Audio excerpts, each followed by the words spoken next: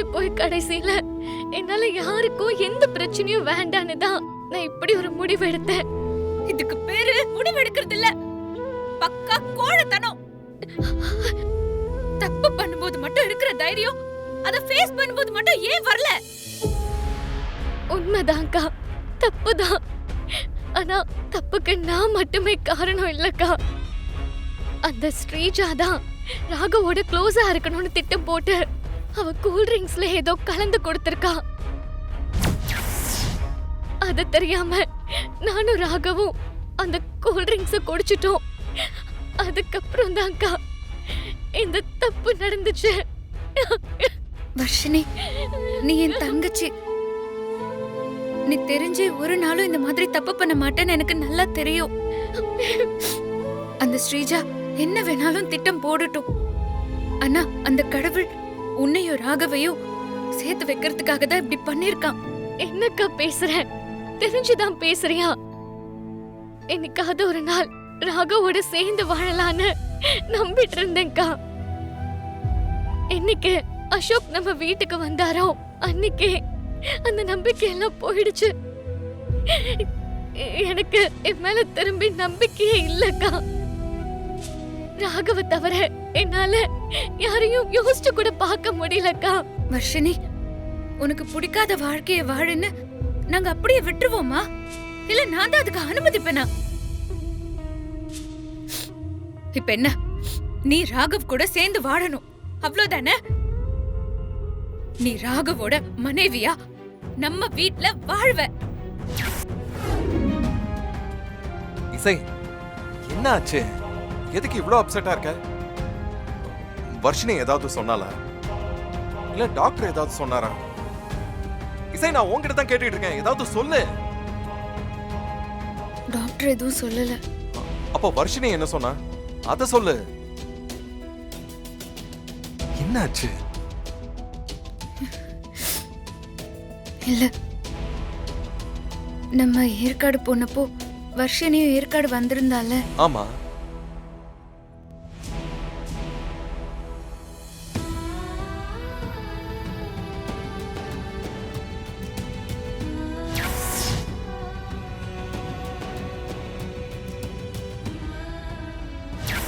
அங்கே சம்பவமா?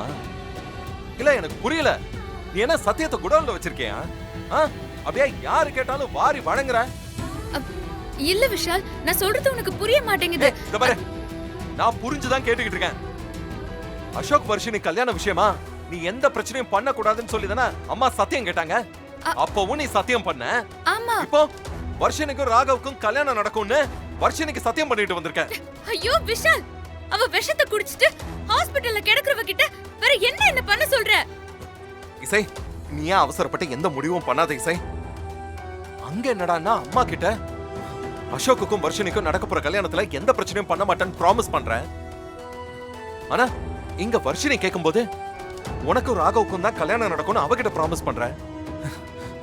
இதுல எது நடக்க போகுது எனக்கு ஒண்ணும் புரியல இசை. ஒரே குழப்பமா இருக்கு. இங்க பாரு இசை, அதுவும் இல்லாம நீ அவசரப்பட்டு இதெல்லாம் பண்ணனா உன்னை வீட்டை விட்டு வெளியில அனுப்பதான் பாப்பாங்க இசை. அதுதான் அந்த ஸ்ரீஜாவோட பிளானும் கூட. அம்மாவுக்கு பெரிய மனசுமா. அது மட்டும் இல்லாம அந்த அம்பாள் மேல பெரிய பக்தி வச்சிருந்தாங்க. அதனாலேயே அம்பாளுக்கு தேவையான நகையெல்லாம் தானே செஞ்சு கொடுக்கறேன்னு பொறுப்பெடுத்துக்கிட்டாங்கம்மா. ஓஹோ, சுபத்ரா நகை தரேன்னு கோவில்ல வாக்கு கொடுத்திருக்காங்களா? இரு இரு, எல்லாரும் முன்னாடி எப்படி அசிங்கப்படுத்துறேன்னு பாரு. அவங்க சொன்னபடி இந்த தேதியில வந்து வாங்கிக்க சொன்னாங்க. அதுக்காக தான் கிளம்பி வந்துட்டோம். ஓ,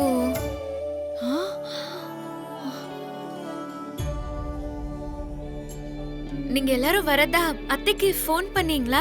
ஃபோன் பண்ணோமா, ஆனா அம்மாவோட நம்பர் எடுக்கல. அதான் நேர்ல வந்துட்டோம். ஓ சரி சரி.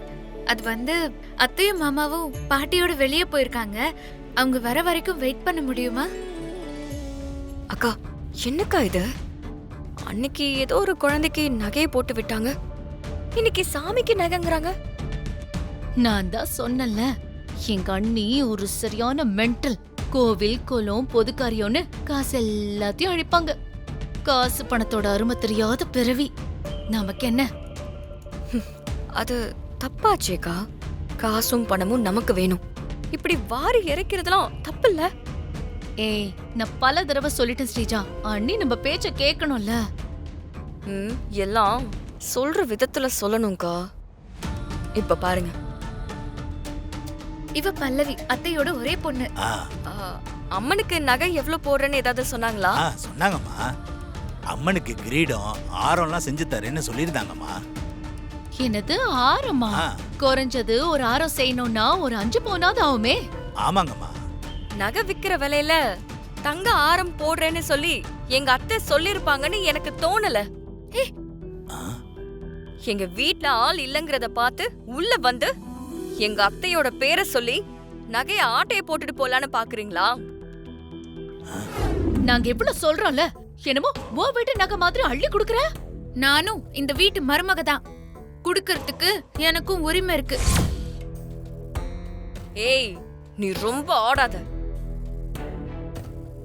வந்தவங்க கிட்ட பெரிய இவ மாதிரி சீன் போட்டல. இன்னும் கொஞ்ச நேரத்துல என்ன நடக்குதுன்னு மட்டும் பாரு. அண்ணி இவள மதிக்காம இருக்கும்போது இவ்ளோ ஆடுறா. கொஞ்சம் நல்லா பேசிட்டா இவள கையில பிடிக்கவே முடியாதே. விடுங்கக்கா, வெளியில போனவங்க வரட்டும். இந்த ஒரு விஷயத்தை வச்சே இவள கழுத்தை புடிச்சு வெளியே தள்ளுற மாதிரி பண்ணிடலாம். நீ என்ன பெரிய தாராள பிரபுவா? 5க்கும் 10க்கும் பழைய குடும்பத்துல பிறந்தவ தானே நீ. இப்பவும் அவுட் ஹவுஸ்ல ஒண்டிக்கிட்டு ஓசி சோறு திங்கிற குடும்பம் தானே உன் குடும்பம். அந்த குடும்பத்துல பிறந்துகிட்டு என்னமோ பெரிய வள்ளல் மாதிரி நகை எடுத்து குடுக்கறியா? இரு, எல்லாரும் வரட்டும். உன்னை ஓட ஓட விரட்டுறனா இல்லையான்னு மட்டும் பாரு.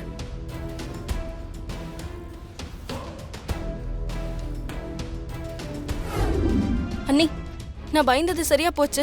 என்னாச்சு? அம்மா உங்களை வர சொல்றாங்க. நம்ம மனசாட்சிக்கு நம்ம உண்மையா இருக்கணும். தப்பு செஞ்சாதானே பயப்படணும். இதுக்கெல்லாம் பயப்படக்கூடாது. நம்ம செஞ்ச காரியம் சரியா இருக்கும்னு நம்பணும். அப்படி நம்பினாதான் அந்த காரியத்தை செய்யணும். அப்படி ஒரு காரியத்தை செஞ்ச பிறகு நம்ம தைரியமா இருக்கணுமே தவிர பயப்படக்கூடாது. புரியுது அண்ணி. ஆனா அவங்க 2 பேரும் அம்மா கிட்ட உங்களை பத்தி நெகட்டிவா சொல்லிருக்காங்க. நம்ம பண்றது சரின்னு நம்பிதான் நம்ம செய்யறோம். அப்புறம் ஏன் பயப்படணும்? ஒருவேளை அது தப்பா போனா கூட என்ன தப்பா போச்சுன்னு யோசிக்கணுமே தவிர வருத்தப்படவோ பயப்படவோ கூடாது. ம், புரியுதா? சரிங்க அண்ணி. சரி, வா போலாம். ம்.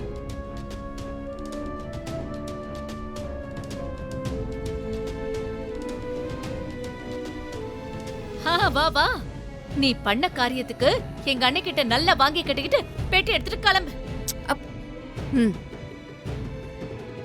கோவில் கும்பாபிஷேகத்துக்கு நகையை கேட்டு வந்தவங்க கிட்ட நகையை கொடுத்தியா?